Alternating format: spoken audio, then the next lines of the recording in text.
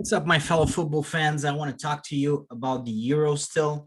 It was a fantastic tournament, really, and I want to talk a little bit about the players that I think should be considered part of the best 11 of the tournament, in my opinion. So I'm going to make my best first 11, my best 11 of the tournament, and I'm going to start with Donnarumma, Gianluigi Donnarumma. It can be no other way. This is the one position that I'm sorry, but I don't think there's any other choice. I think the only guy that even like really came close to being the best keeper in the tournament, other than Donnarumma, was Pickford.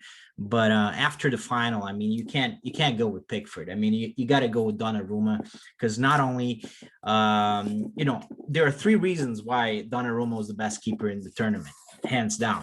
First one, he's the new keeper of Italy after, he had to take over after Buffon left the national team. Buffon, in my opinion, is a great goalkeeper of all time. So for him, and I believe he's only 22, at 22 years old, to come in and become the new goalkeeper, the successor of Buffon for Italy, and to do what he has done in this tournament, to play the way he's played.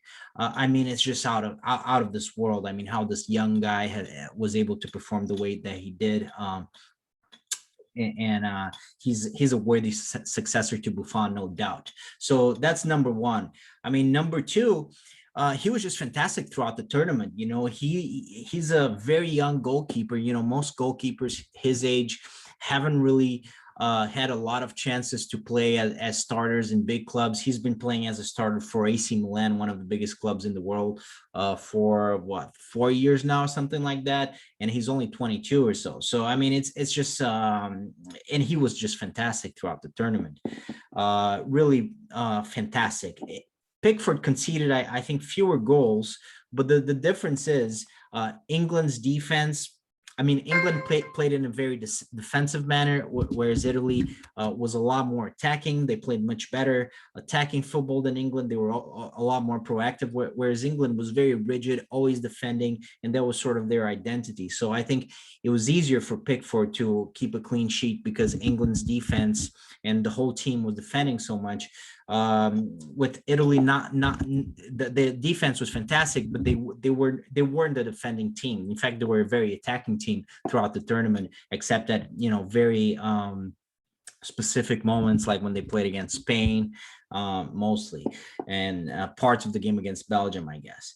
But in any case, absolutely fantastic Donnarumma throughout the tournament. And also the last reason, perhaps the most important reason, not only was he fantastic throughout the tournament, he was the man of the match against England, in the final. Without Donnarumma, there would be no championship for Italy. I mean, he was the key guy. He was the hero in the penalty shootout. I mean, without Donnarumma, Italy would not have won this tournament. So, I mean, it has to go to Donnarumma, who is, in fact, I mean, he's been chosen as the best player in the tournament by UEFA, and I have to say I agree. So definitely best goalkeeper, Donnarumma. Now, I won't take this long for the other players. I'm sorry, I'm taking a little bit long. So stay with me. Di Lorenzo as right back. I think he was fantastic throughout the tournament. And in fact, heads up, I'm going to go with an all Italy defense because they were fantastic throughout the tournament. Chiellini and Bonucci, they have to be starters in my best 11 of the tournament as well. They were absolutely fantastic. Yes, the English partnership in defense with Stones and Maguire, they were also very good, but I don't think they were as good as Chiellini and Bonucci. They were very good, but not as good as Chiellini and Bonucci. And again, I bring you back to the final. Not only does Bonucci score the equalizer, I mean, the leadership of Chiellini, you saw it throughout the tournament. He wasn't just great defending. I mean, he was also the big leader of this Italian team, and Bonucci, was the sort of like the second in command. But Chiellini was really like the centurion leading the troops, the Roman army, into battle after battle, and they won every battle. And a big part of that was Chiellini and his leadership skills. Now, left back Spinazzola. This is a difficult one. I mean, you could easily say Luke Shaw was the best left back in the competition. He was fantastic. You can there are even a couple of other good options, but I'm gonna go with Spinazzola because before he got injured, he was absolutely fantastic. I mean, he was displaying an incredible physicality. I mean, he was fantastic in defense. He was fantastic in offense. He wasn't just one of Italy's best defenders. He was also one of Italy's best attackers. And, obviously he snapped his Achilles tendon. He wasn't able to participate in the last two matches, but I think what we saw from him in the tournament, I think that's enough to choose him as the best left back in the tournament, although it's close with Shaw. Now, midfield, I'm going to start. There's one Italian player in the midfield as well that I did choose as one of the best 11, Verratti. He didn't even start as a starter in Italy's midfield. They started with the partnership between Jorginho, Barella, and Locatelli in midfield. But when Verratti came in, I believe it was the third game in the group stage. I mean, he was just absolutely fantastic. And Verratti is very inconsistent, I have to say.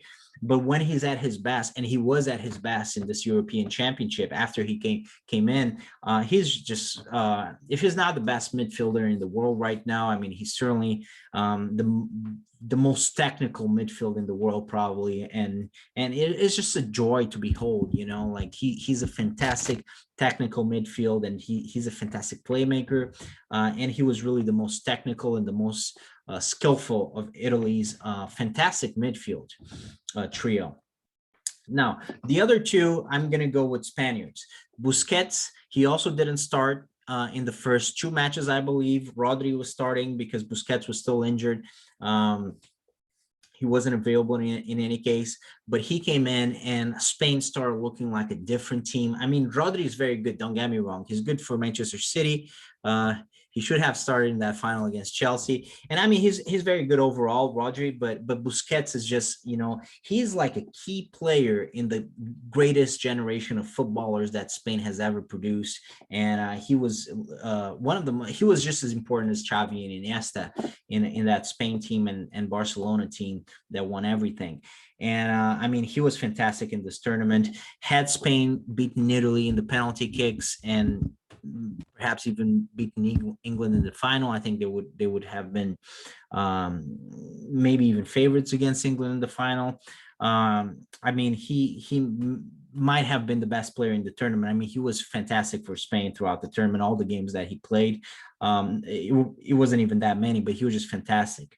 Pedri, I mean, what can I say about Pedri? He was the best young player of the tournament. He was chosen as the best young player of the tournament, and he was absolutely sensational. He's the breakout player. He's the biggest revelation of the whole season. I was very impressed with Damsgaard in this particular tournament, but Pedri, I mean, if you look at the whole season, I mean, he's the biggest revelation of the season. I think he's 18 years old. He plays as if as if he's 32. He's extremely good in midfield. He looks like a Xavi or Iniesta at this point. Maybe not quite that good, but almost. And it's just fantastic. I mean, what he's done with Barcelona throughout the season, especially Spain in this tournament, he's just looked magnificent. Probably the best midfielder in the tournament. Now, in attack, I had a little bit more difficult in attack because there were a lot of players that really impressed me. Now, I'm going to start with an Italian, Chiesa, by far. Also, curiously, just like Verratti, he didn't start the tournament as one of Italy's starting 11 players. Roberto Mancini preferred Berardi to Federico Chiesa in the beginning, but I mean, when Federico Chiesa came into the team, Italy who already looked good. They already looked good before with Berardi, but with Chiesa, it was just another level. And I mean, when it got really tough, I mean, they needed Chiesa to win this championship, you know, against the big teams like especially Belgium, Spain, and England. I mean, Chiesa was just the motor. He was the driving force of Italy's offensive line. And I think Italy expected Insigne or especially Immobile to take that responsibility and to lead the line. And that's simply not what happened. You know, Chiesa was the leading man in that offensive line, and every time he came off, you know, Italy would lose probably 60% of their offensive potential. We saw that we saw that against Spain. We saw that again against England again. He was just fantastic. Um, then you have Sterling. I think Sterling. I was really annoyed by Sterling's antics. You know, his diving antics, especially against Denmark, because I thought that, you know, and ultimately it's the you know, it's the referee's fault and the VAR fault for falling for that trap. I mean, I still don't understand how the VAR didn't do anything, or the referee didn't look at the footage in that Sterling dive against Denmark. I mean, that was a shame. Denmark shouldn't have lost in the way that they did lose. So I was very tempted not to choose Sterling, to be honest with you. I was very tempted to leave him out, also because there are other options. You know, Damsgaard was excellent. You know, Dani Olmo, De Bruyne, Forsberg. I mean, there are other good options. You know, of great wingers. But ultimately, I'm going to go with Chiesa and Sterling. You know, they both played a key role in their respective teams, leading their teams to the final, and they were their team's biggest reference in attack. Now, number 9, center forward, the most important position, arguably, in any team. This is the most difficult position in this tournament, because actually we had a lot of great performances by center forwards in the tournament, even center forwards that played in teams that did not do well. And I'm actually going to choose Benzema as my starting center forward from all the teams in this tournament, even though France, in my opinion, they were the biggest deception, the biggest disappointment. By far the biggest disappointment, I would say, in the tournament. I mean, they were very lackluster, but Benzema was not. Benzema looked great. He was probably the only French player that really looked great. I mean, Pogba looked very good at times. Kanté always looks good, but Benzema was really the standout performer for France, especially when he was active and he got involved in the plays and he was able to score goals. He scored some really good goals. He made the most out of a bad situation. You know, France was not in a good place. Surprisingly, they came into the tournament as the big favorites, but everybody knows, you know, everything that went down with France, you know, all their internal strife, and they were very disappointing overall. They didn't look good at any point really in the tournament, and ultimately, yes, they almost beat Switzerland, but come on, they should have beaten Switzerland. And just the fact that they went down the way that they did, I mean, it was just really a symptom of a team that just wasn't in the best state of mind, and it wasn't playing the best football.